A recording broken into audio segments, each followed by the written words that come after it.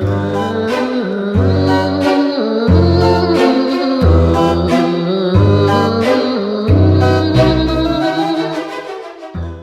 guys, Stacey Graves here for Whimsy Stamps. We're going to be making another Halloween card here today. We're using the stamp set Cat O Lanterns, and then we'll be using some die sets as well. I'm going to go ahead and stamp out 3 of these images. And as you can see, I try to get as much out of my marker cardstock as possible because it's not cheap. So I cut little bits and pieces, and yeah. Do you do that?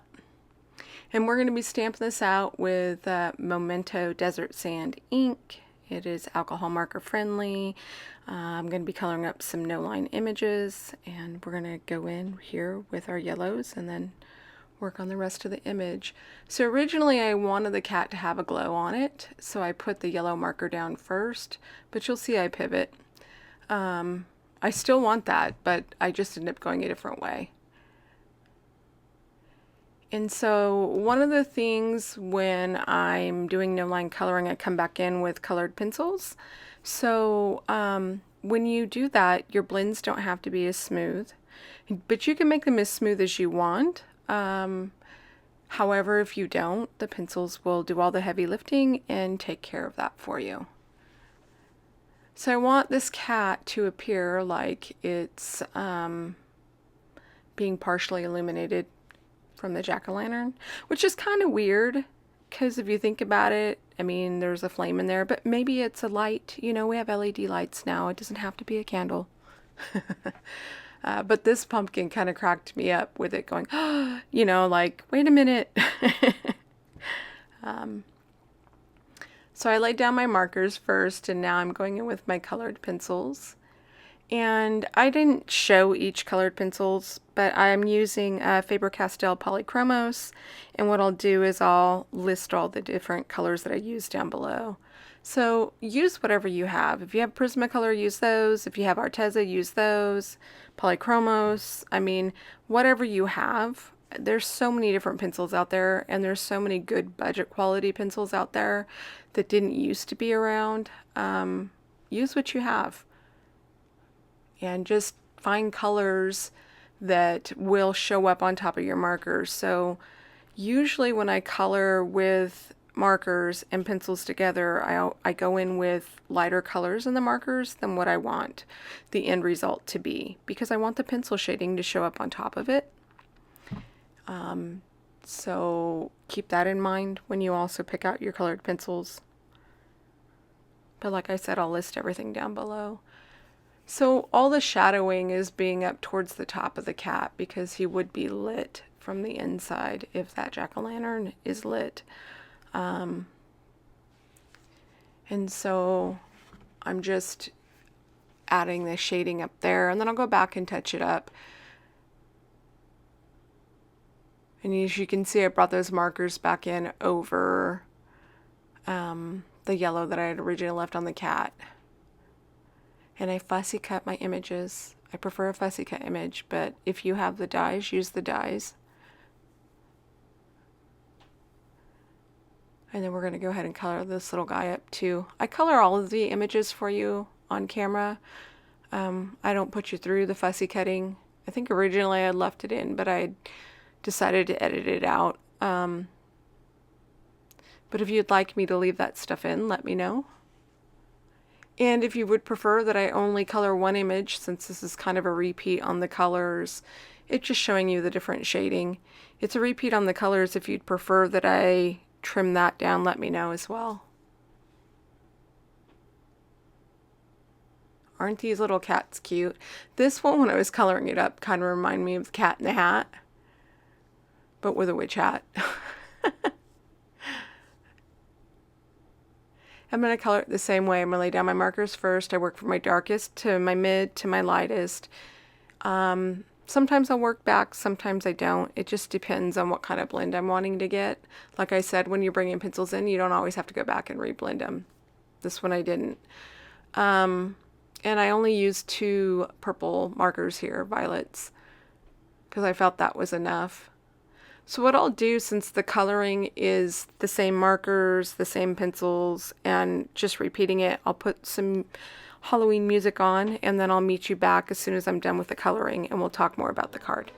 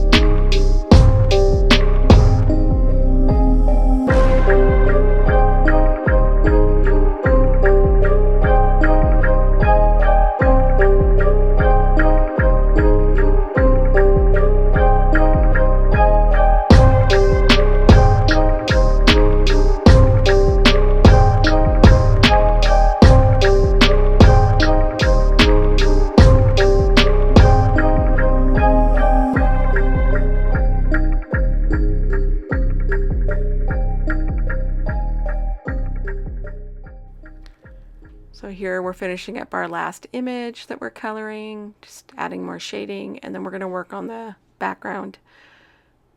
Now I went in with some different colors of Distress inks. I have that on a silicone mat. I just press the ink down, spray a little bit of water, and use my finger to spread it around so I don't get like the harsh lines from the square shape. And I probably would have stopped there or just about here. One of the things I noticed with the card in the end, which I still like it, is that the cats, it's because everything's dark, and especially when I add the black soot in here, that's what the little one is. They don't pop quite as much. In person, they pop a bit more, especially with the dimension, but I would have left the background a little bit lighter. So you have to decide what you like for you. Another thing that could have helped with that is for me to change the colors of the sentiment. So what I did was I cut all these letters out, and that is cut with the bold ABC die set. And then I'm going to replace the A in Happy and the O in Halloween with 2 of the images, and then we're just going to prop the other one up on top. But yeah, I would have cut maybe the letters out of white or yellow or orange or some other color, even maybe purple, like a different color, lighter purple, just to make those images pop a bit more. Where the cats are black, the background is dark, you know, and so they don't pop quite as much, but that's the one thing that I would do differently. Or if you use oxides, they might be a bit lighter, which I didn't even think about that. But so I glued all the letters straight down to the card base or card panel, and then I'm popping up the images of the cats and the jack-o'-lanterns with foam tape. As you can see, I have a bunch of stars there, which I'm going to show you how I got those. So these stars were cut out with the Slimline Stardust die, and all I did was run some cardstock through it, and then I used all the pop-outs from it. So a bunch of little stars. I just made the confetti out of it. And then I'm going to go ahead and cut this card base down. It's a 5x7. And then I just, if I'm only making one card base and not batching it, I'll just use my paper trimmer to score. And that Teflon bone folder from Whimsy, I really like it. I didn't have one prior to that. And I love it. It's great. It doesn't leave marks. And it has some heft to it. It's just really smooth. It feels good in the hand too. So if you don't have one, you should pick one up.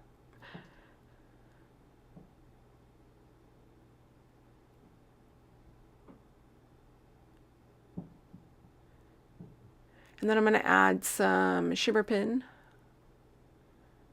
Spectrum Noir, Castell, Nouveau, whatever you've got. That's glossy accents in that little bottle there, and I'm adding it to the eyes and the nose. And then here's our finished card. I think it came out really cute. I just wish I had done a lighter background. What do you guys think? I hope you enjoyed seeing this card come together. Thanks you for having me, and I'll see you guys next time. All right. Bye.